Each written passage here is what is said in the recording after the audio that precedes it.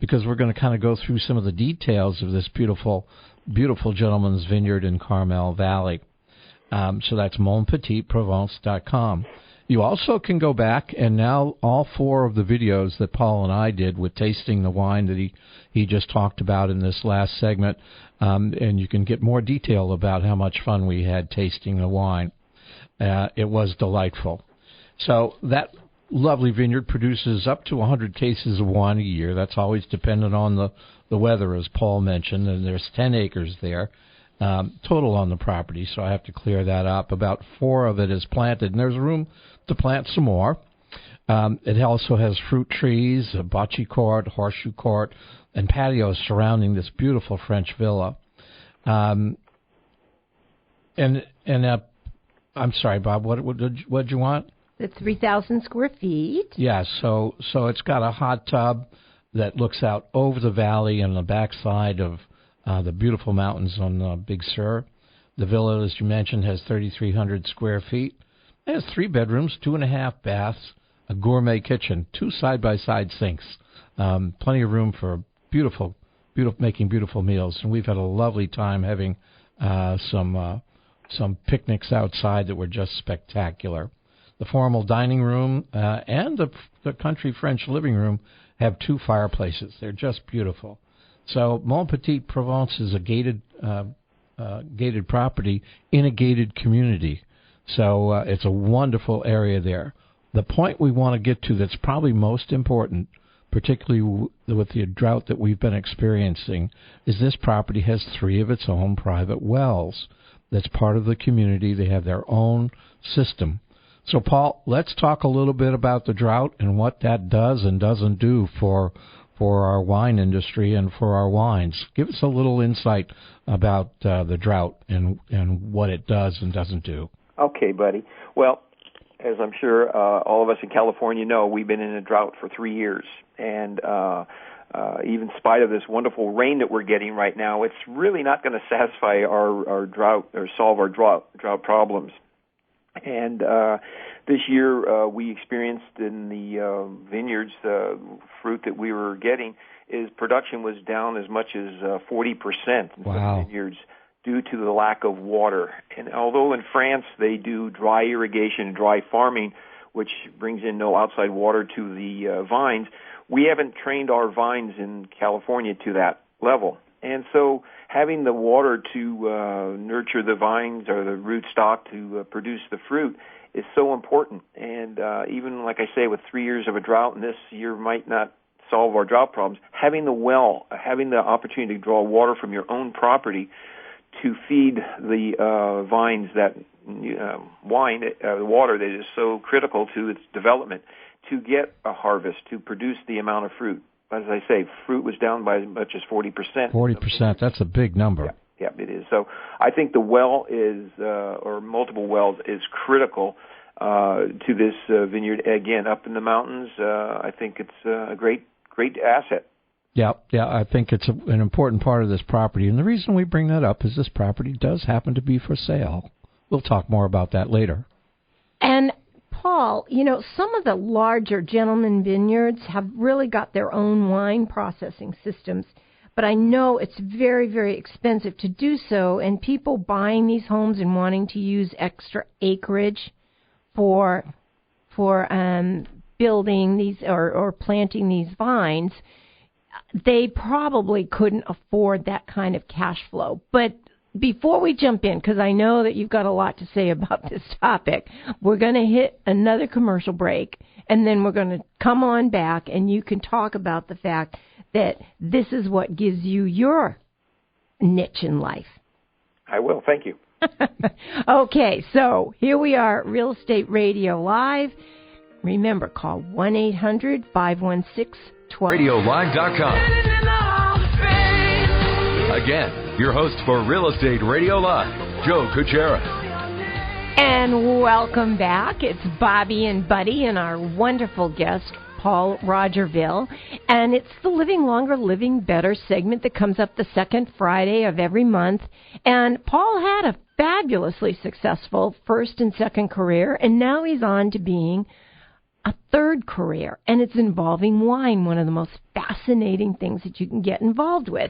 And as I was saying to Paul, some of the bigger, larger gentleman vineyards have their own wine processing systems. But if you're a smaller one, tell us, Paul, how the Cuvée Wine Cellars helps these people. Oh, certainly, Bobbi. When you have a property such as 𝗪𝗡, which is absolutely beautiful, I looked at the video of it. When it's producing a ton or ton and a half of fruit, 2 tons, to embark upon the equipment expenses to process that grapes into wine is rather an expensive process. So as a result of it, processing centers or wineries such as California, Cuvée Wine Cellars, we offer that service. We call it custom crush services, where the grapes come in from those vineyards, and we do all the processing with state-of-the-art equipment in our winery. We have a number of customers in the immediate Bay Area from Portola Valley, Hillsborough, and Woodside that have the vineyards, and they bring the grapes. In some cases, we arrange for the pickers to bring the grapes to the winery in San Carlos and do the processing, and we provide the service to the gentleman's vineyard owner to come in and be hands-on as much as they would like, from the sorting of the fruit to the processing to really experience what it is to make wine from their fruit. And that's one of the services that we do offer at Cuvée. We classify it as custom crush services, whether it be 1 barrel or 2 or as many as 5 barrels. We can offer that service using state-of-the-art equipment to produce their wine. That sounds like such fun. And do they blend? Do you tend to do a lot of blending? Well, we offer that service if the vineyard is producing a single varietal, as is Montprovence, a Cabernet. We could produce that to that level. If they wanted to blend, there are rules and regulations within the government that allows it to be called a state wine if you stay within those guidelines. So you have some flexibility to do some blending to personally craft the finished product to their taste. And we, again, offer that service. We have wines from our other vineyards that we can share with them to produce that personalized bottle of wine. They must get so excited. It is. It is exciting. This is our little bottle going to market. Yay, yay, yay. Or back into our private cellar. Yes. Well, listen, you're not going to believe it, but we have another commercial break coming up. But then, Paul, I know you're going to jump into licensing and a variety of things that they need to be looking at if they're going to be jumping in and starting a gentleman's vineyard. Absolutely. We'll do that. Okay. Well, then we are going to go for another commercial break. So if you want to ask any questions, call 1-800-516-1220. Or you can Paul Rogerville today, our vintner, who's going to tell us all the things that he knows. So, Buddy. Yes. Are you going to hit it? Yes, I will. So, we have all these wine lovers, and everybody thinks about, well, I'd really like to do a vineyard. But Paul just talked about all the work and money that goes into the equipment to do processing.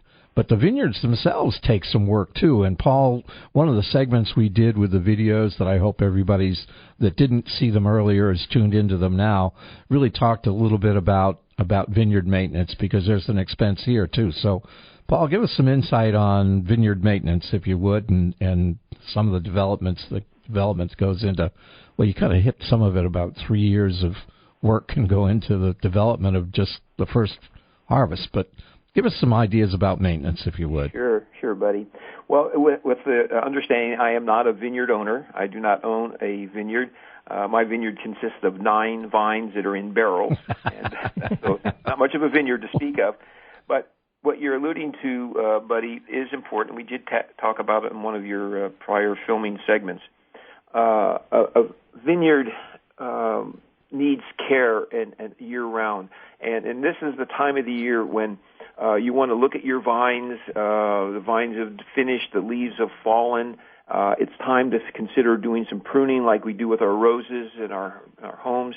We want to prune the vines so that the canes are reduced, and the vines can go to sleep for a few months, and the nutrients go back into the soil, and they're resting. So there's a little bit of work done in pruning the vines, getting them ready, adjusting trellises, checking your water, your drip systems, and adding any nutrients to the soil that you might feel is necessary. Every soil is a little different, so it might need some adjustments. And with a simple lab test, they'll tell you if he needs more nitrogen or more calcium. Those adjustments are made this time of the year. So as the vines wake up in the early spring and they start budding, the water starts going into the new soil. It starts waking up. Those are things that need to be addressed. And a small vineyard, there's a lot of love goes into walking a vineyard yourself. It's although a little bit of knowledge, but it can be done by homeowners. We have a couple of our customers, our Custom Crush customers, that do their own maintenance. A little bit of work, a little bit of money, but it can be done. Or you could hire a vineyard management service that can do it for you. Yeah, there was one thing that they do there. They have to cover the grapes for the birds, so they have netting. Yes. And that's not inexpensive all by itself either. No, it's a task, and again, that's where you defer to the vineyard managers to do that for you, because that's a little bit of a tough task. But it is something that nature, and again, respectfully, Buddy, with today's technology, netting is required, but they've come up with some new technology where they can chase birds away with sonic noises and little fluttering pieces of foil on the branches. Mm-hmm. So there's many techniques available out there. Well, now, some of these vineyards produce enough grapes that commercial wines could be made, but I understand that there are a number of barriers and that you actually, with your knowledge, can help eliminate those, or at least illuminate these barriers, because there are a lot. I mean, federal, state, local. I mean, go for it. Well, it is, as I like to jokingly say, a daunting task. To be a gentleman's vineyard and produce the wine from your own grapes on your own vineyard, you could do that virtually without any problem with government influence. As long as that wine that you've produced is consumed on your property and it's consumed for owner's consumption, there are some guidelines, and I will qualify, I'm not an expert, but you're allowed to do 220 gallons a year, basically that's 75 cases, without any government involvement or regulations. But if you want to offer that wine as donations or gifts off property, or if you want to embark upon selling that wine, then we get into the whole other world of government regulations. TTB, Tobacco Tax Bureau, ABC, Alcohol Beverage Control, your local county, your local city ordinances all come into play. You got the State Board of Equalization, resellers licensing permit. It is a very daunting task. As I know, in 2010, it took me 6 months and a compliance officer to help me get the licensure for selling the Cuvée Wine Cellars brand of wine. But that's one of the things we do offer to our customers at Cuvée Wine Cellars, is a helping hand. If they want to embark on that, we could point them in the right direction, help them understand what's involved. If they still want to pursue it, we'll connect them with the right people, the compliance folks that help them do all that paperwork, because it is a daunting task, but it is doable. And if they want to venture into offering their wines, a custom boutique wine to a client, that's the way to do it. Wow. See, there's just so much to know, and I also understand that there are the tax advantages that I alluded to earlier in a couple of segments here that people want to have, because they're like, wow, I get this gorgeous home, and then I take the other 8 or 5 acres and I plant my wonderful grapes, and then the birds don't eat them, and I have great wine. But don't they have to really kind of knuckle down and figure out and go find out about these taxes? So the reality of it is make sure you check with probably even a specialist. Paul, you mentioned you got to get a special person to come in to help you get through the licensing and all the processes. So if tax breaks is one of your major issues for buying a vineyard, make sure you go through the process of checking it out. But one place you might get some insight is I was looking around through the web a little bit, and I love this headline. It said, "Farm like a billionaire, harvest tax breaks." Well, you're absolutely right, buddy. And again, it's above my pay grade to be an authority on that area, but I know, having a number of Gentleman's Vineyard processing as customers, there are some major tax advantages and tax benefits of that growing your own grapes to produce your own. But again, tax specialists are the ones you want to refer to. But there are some considerable benefits. Yeah, I had a gentleman that was a friend of mine, and we were in the high-tech business together for a long time. And he said, I made more money buying my properties and having agricultural tax benefits than I did working the jobs that I worked. So I've heard those stories, buddy. There are some of those stories out there. Well, guys, we've run out of time in yet another segment. So off we go. Real Estate Radio Live will come back for one more short segment where we can get all of your indicia and your data, Paul. But if you have any more questions or a short question, call 1-800-516-1220 or text 650-346-5352. For more information on today's program, visit RERadiolive.com. That's RERadiolive.com.